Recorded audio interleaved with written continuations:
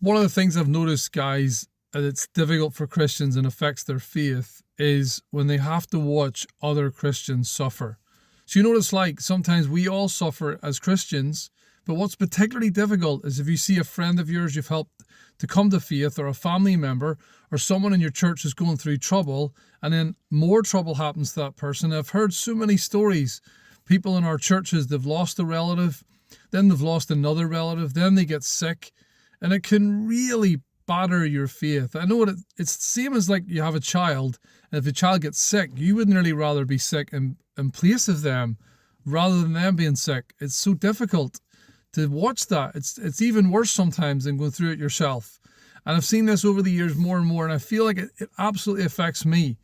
And I'm sure it affects you. As a Christian, you just see other Christians and you think, I think what's underpinning it all is this idea that if God is God, surely he wouldn't allow all those calamities. You can imagine being Job's friends, right?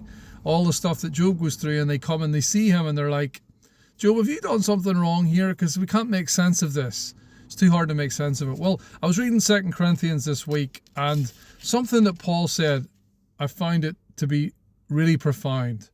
Two things that will help us to deal with a situation where other Christians are suffering. The first one is basically just the right conviction. Paul talks in 2 Corinthians 1 about how God overflows comfort into the lives of Christians, even for him who've been through so much hardship.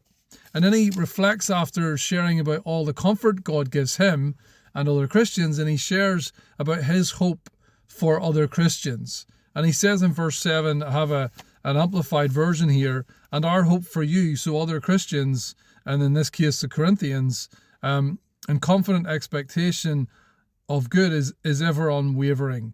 And our hope for you, in other versions it says, is certain, that your comfort will overflow.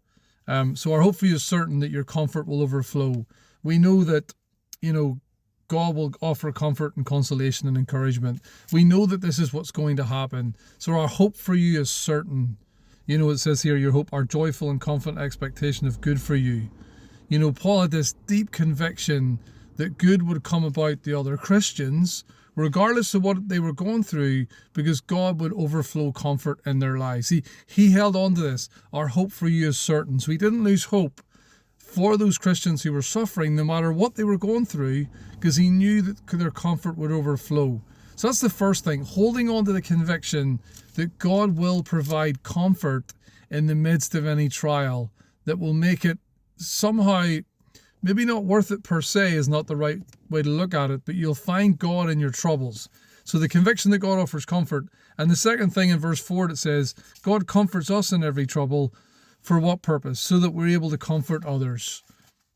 As says, so those who are in any kind of trouble or distress. As Christians, we hold on to the conviction that those who are suffering, who are our friends and family, people in the church, we know that God's going to comfort them, regardless of what their struggle is, but also we comfort others with the comfort that we ourselves have received.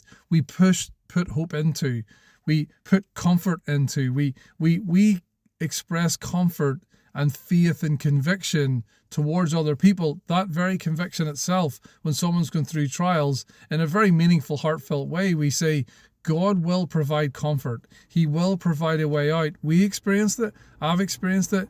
We can pass it on to each other. So keep the conviction that God will pour comfort into those who are struggling, but we also need to be the ones that offer that comfort and remind people that that's what God gives.